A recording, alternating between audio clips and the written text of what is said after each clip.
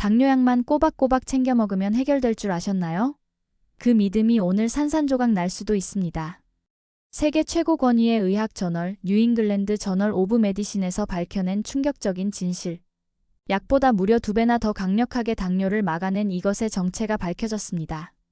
1만 번 넘게 인용된 전설적인 연구가 말하는 약을 끊고도 당뇨를 이기는 진짜 비법은 과연 무엇일까요?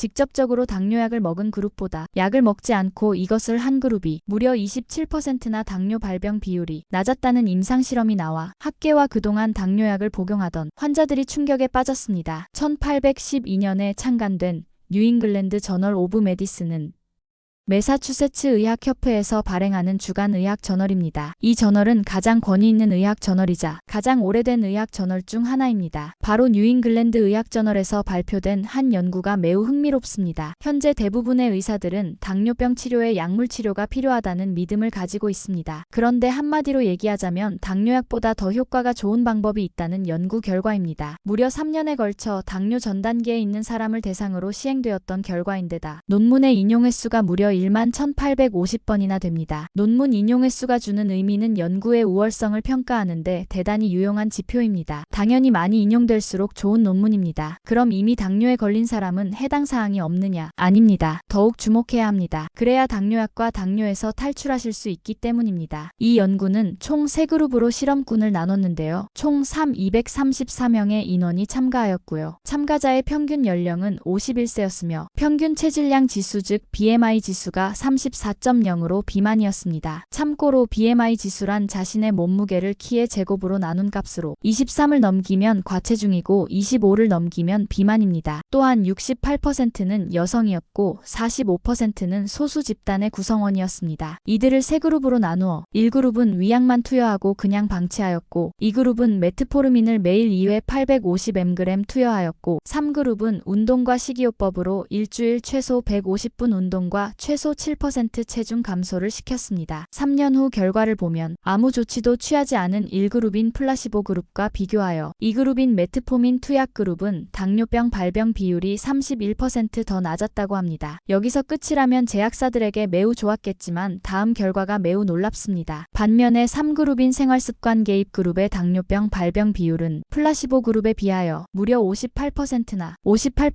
더 낮았다고 합니다. 다시 말해서 당뇨 전 단계의 사람에게 당뇨약을 쓰는 것보다 생활습관을 바꾸는 것이 당뇨병 예방에 더 효과적이라는 것입니다. 이것은 비단 당뇨 전 단계 환자뿐만 아니라 현재 당뇨에 걸린 분들에게도 해당됩니다. 식이요법으로 체중은 줄이고 운동을 하면 당뇨약을 줄이거나 끊을 수 있습니다. 다들 아시다시피 당뇨약의 비용뿐만 아니라 부작용 역시 매우 큽니다. 오히려 저혈당을 유발해서 돌연사를 유발하기도 하고 유산산증으로 인해 심각하면 사망에까지 이를 수도 있습니다. 또한 당뇨약을 먹어야 하는 이유에 대해서 심혈관 질환의 예방을 위해서라고 말하지만 약물로 혈당을 관리하는 것이 심혈관 질환을 예방한다는 근거는 미약하기만 합니다. 우리는 이미 생활습관을 바꾸는 것이 당뇨병을 예방하는데 효과적이라는 사실을 알았으니 심혈관 질환의 예방도 다르지 않다는 것을 미루어 짐작할 수 있습니다. 또한 당뇨약이 심장에 무리를 준다는 사실도 간과해서는 안 됩니다. 한마디로 요약하자면 이 연구에서 가장 효과가 좋은 당뇨 퇴치법은 생활습관 개선이었으며 구체적으로 식이 조절과 체중을 줄이는 것 그리고 신체 활동을 늘리는 것이었습니다. 이제 당뇨에는 약보다 운동이 더 효과적이란 것을 알았으니 어떤 운동을 해야 하는지 전문가들의 조언을 종합해보겠습니다. 마침 헬스조선에서 수도권 대학병원 17곳의 내분비내과 교수 23명을 대상으로 당뇨병 환자에게 가장 좋은 운동은 무엇인가요? 라는 질문을 했습니다. 과연 어떤 운동이 1위를 차지했을까요? 1위는 빠르게 걷기였습니다. 빠르게 걷기는 대표적인 유산소 운동입니다. 유산소 운동은 근육 안으로 포도당이 잘 흡수되도록 돕습니다. 혈당 감소에 직접적인 작용을 하면서 동시에 열량을 소모하도록 해 지방도 태웁니다. 혈당에 관여하는 호르몬인 인슐린 효과가 떨어지는 이유 중 하나가 몸속에 쌓인 지방 때문인데요. 지방이 줄어드니 인슐린 민감도가 자연스레 올라갑니다. 심폐지구력을 개선해 당뇨병 합병증인 심뇌혈관 질환 위험도 낮춥니다. 여러모로 정말 좋은 운동입니다. 다음으로 2위는 유산소와 하체 근력 강화를 동시에 하는 자전거가 뽑혔습니다. 자전거는 유산소 운동과 운동과 함께 하체 근력도 단련할 수 있는 운동입니다. 근육은 포도당을 태우는 기관이라서 근육 운동도 매우 중요합니다. 자전거는 하체 근력을 단련해주는데 하체에 우리 몸의 70% 근육이 모여 있습니다. 그래서 허벅지 근육이 곧 건강의 척도라는 말이 나온 것입니다. 다음으로 3위는 바벨 덤벨을 이용한 중량 운동이 뽑혔습니다. 바벨 덤벨 등을 이용한 중량 운동은 그야말로 근육 단련에 초점이 맞춰진 중강도 운동입니다. 고대 안암병원 배재현 교수가 말하는 혈당 관리에 중량 운동이 중요한 이유는 다음과 같습니다. 인슐린 민감성을 개선하고 유산소 운동과 함께하면 혈당과 신체 조성 등의 개선에 큰 도움이 됩니다. 근력 운동은 안 하는 경우가 많아 중량 운동을 중요한 운동으로 꼽았습니다. 또한 서울대병원 조영민 교수 역시 아래와 같이 말합니다. 나이가 들면 근감소증이 발생합니다. 이는 혈당 관리를 어렵게 하고 낙상 등의 문제로 이어지게 합니다. 예방하기 위해서 덤벨 등의 기구를 사용하는 중량 운동이나 자신의 몸의 무게를 이용하는 팔굽혀펴기, 스쿼트 등의 운동을 하는 것이 좋습니다. 다만 운동 효과를 제대로 보고 부상을 방지하려면 처음에는 잘하는 사람의 도움을 받으면서 하기를 추천합니다. 다음으로 공동 4위는 수영과 천천히 걷기가 차지했습니다. 천천히 걷기는 전문가들이 가장 상반된 의견을 낸 운동입니다. 누구나 쉽게 어디서든 할 수 있다는 뚜렷한 장점을 내세워 당뇨병에 좋은 운동으로 추천하는가 하면 강도가 낮기 때문에 별 도움이 되지 않는다는 의견도 있었습니다. 천천히 걷기를 추천한 교수들은 다음과 같이 말합니다. 먼저 아주대병원 김대중 교수는 나이가 많거나 운동을 싫어하는 환자에게 권장할 수 있습니다. 대신 천천히 걷기로 운동 효과를 누리려면 적어도 하루 8,000보에서 1만 보는 걸어야 합니다. 1시간에서 1시간 반 정도 됩니다. 오전 30분, 오후 30분으로 구분해서 걷는 것이 지루함을 덜어 운동을 지속할 수 있습니다. 고려대학교 구로병원 백세현 교수 역시 걷기는 유산소 운동의 제왕입니다. 더불어 심리적 평안을 줍니다. 스트레스 호르몬이라고 불리는 코르티솔 분비 등도 감소시킬 수 있습니다. 라고 추천했습니다. 공동 4위로 관절 안 좋은 당뇨병 환자에겐 수영이 답입니다. 당뇨병 환자 중에는 관절이 안 좋은 사람이 꽤 많습니다. 관절이 안 좋다면 걷기만 해도 무리가 가는데요. 물에서 걷는다면 부담을 덜 수 있습니다. 한양대병원 박정환 교수는 아래와 같이 수영의 장점에 대해 말했습니다. 관절 상태가 좋지 않다면 걷기보다 수영이 도움이 될 수 있습니다. 수영 같은 유산소 운동은 우리 몸의 지방을 주에너지원으로 사용하는 붉은 근육을 단련시켜 당뇨병 환자의 혈당 조절뿐 아니라 체중 관리에도 많은 도움이 됩니다. 또한 고대한 암병원 김지윤 교수 역시 수영의 장점에 대해 말합니다. 수영은 무릎 등 관절이 안 좋은 환자, 천식과 같은 호흡기 질환이 있는 환자도 할 수 있어 추천합니다. 칼로리 소모가 크기 때문에 체중 감량이 필요한 분들에게도 좋습니다. 다음으로 5위는 등산입니다. 5위에 오른 등산도 유산소 운동과 근력 운동을 모두 할 수 있는 운동입니다. 경치를 볼 수 있고 정상에 도달했다는 성취감을 줘 정신 건강에도 좋습니다. 다만 발에 상처가 생기면 당뇨발로 이어질 수 있고 중간에 저혈당이 올 위험도 있으므로 조심해야 합니다. 삼성서울병원 김규리 교수는 유산소 운동과 근력 운동을 같이 해야 근력이 올라가고 인슐린 효율성이 좋아지고 일상생활에 활력이 생기고 균형감도 상승합니다. 아무래도 근력 운동이 부족한 경우가 많은데 등산은 근력 운동이 충분히 된다는 점에서 좋은 운동입니다. 라고 추천했습니다. 운동은 이 정도로 마무리하고 이제 생활 개선의 다른 한 축인 식이요법으로 넘어가 보겠습니다. 식이요법 편은 바로 제 채널에 자세하게 소개한 영상이 있습니다. 우측 상단에 있으니 자세히 살펴보시면 건강에 크게 도움되겠습니다. 그래도 구독자님의 편의를 위해 여기서도 간략하게 소개해드리겠습니다. 당뇨에 좋은 음식 1. 흰 강낭콩. 대표적인 혈당 낮추는 음식입니다. 많은 연구에 의하면 흰 강낭콩 효능의 기초가 되는 파세올라민 성분은 탄수화물이 당분으로 전환되는 시기를 늦추는데 이는 기본적인 혈당 조절을 도울 뿐 아니라 식후 혈당이 빠르게 치솟는 혈당 스파이크를 예방합니다. 실제로 혈당의 급격한 오르내림은 인슐린을 분비하는 췌장을 지치게 해 만성적인 당뇨 및 각종 합병증을 야기할 수 있습니다. 이런 상황을 염두에 두면 혈당이 상승 곡선을 완만하게 만드는 흰 강낭콩은 신체 건강 유지를 위한 필수 식품이라 할 만합니다. 당뇨에 좋은 음식 2. 귀리. 귀리는 미국 타임즈에서 선정한 10대 슈퍼푸드 중 유일한 곡물입니다. 당뇨 환자들에게 귀리가 좋은 이유는 바로 귀리가 혈당 개선 효과가 있기 때문입니다. 귀리는 곡류군 중에서도 당지수가 낮은 곡물입니다. 귀리는 다른 곡류보다 탄수화물이 당으로 전환되는 비율이 낮아 혈당이 완만하게 상승하게 합니다. 귀리에 많이 함유된 수용성 식이섬 유소인 베타글루칸은 인슐린 저항성을 개선하고 식후 혈당을 유의적으로 감소한다는 결과도 나왔습니다. 스위스 룬드 대학교 연구팀에서 베타글루칸을 5g씩 섭취하게 하고 식후 30분 후 혈당을 측정한 결과 그 수치가 19% 낮은 것으로 나타났습니다. 이는 베타글루칸이 장내 음식물과 섞여 소화 및 흡수를 늦춰 급격한 혈당 상승을 억제하기 때문입니다. 당뇨에 좋은 음식 3. 마늘. 마늘 역시 미국 타임즈에서 선정한 10대 슈퍼푸드 중 하나입니다. 마늘의 주성분인 알리신은 역시나 열이를 하는데 췌장세포를 자극하여 인슐린 작용을 촉진시켜 혈당 조절에 이바지합니다. 당뇨 예방과 개선에 매우 효과적입니다. 당뇨에 좋은 음식 4. 여주. 공복 혈당은 25%,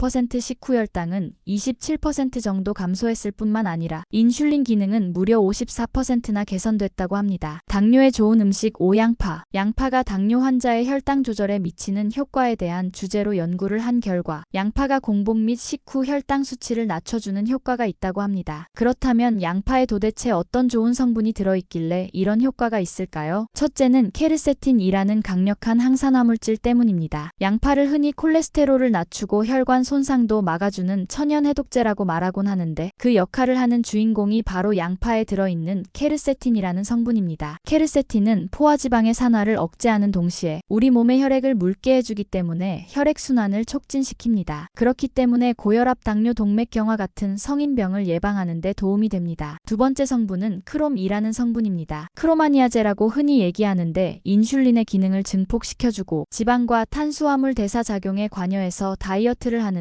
도움을 주는 성분입니다. 특히 당뇨인에게는 신의 미네랄이라고 불리며 각광받는 무기질 중 하나입니다. 인슐린이 작용하는데 보조적인 역할을 해서 인슐린이 잘 활동할 수 있게 하는 영양 성분이 바로 양파에 들어있는 크롬이라는 성분입니다. 당뇨약은 거들 뿐 내 몸을 살리는 진짜 주인은 습관입니다. 우리는 흔히 몸이 아프면 병원에 가고 의사가 처방해준 약을 먹으면 모든 것이 해결된다고 믿습니다. 특히 당뇨와 같은 만성질환은 평생 약을 달고 살아야 하는 불치병처럼 여기곤 하죠. 하지만 오늘 소개한 텍스트 속 연구 결과는 아주 명징한 목소리로 우리에게 반문합니다. 과연 약이 최선입니까? 연구 결과는 실로 놀라웠습니다.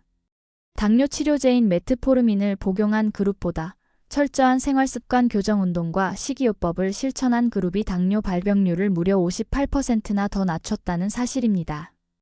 약물 치료군의 감소율이 31%였던 것과 비교하면 생활습관의 힘이 약보다 거의 2배 가까이 강력하다는 뜻입니다.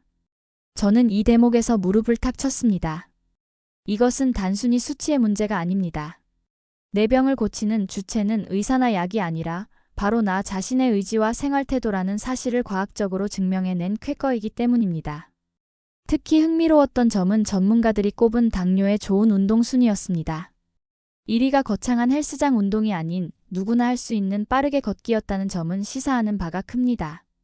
우리는 건강을 위해 뭔가 비싼 장비를 사거나 특별한 곳에 가야 한다고 착각합니다. 하지만 건강의 파랑새는 바로 우리 집 앞 산책로에 있었습니다. 다만 여기서 중요한 통찰은 단순히 걷는 것만으로는 부족하다는 것입니다. 본문에서 언급된 것처럼 근육은 포도당을 태우는 가장 큰 소각장입니다. 나이가 들수록 근육이 연금보다 중요하다는 말이 있죠. 유산소 운동으로 지방을 태우고 자전거와 덤벨 운동으로 허벅지 근육을 단단히 지키는 것.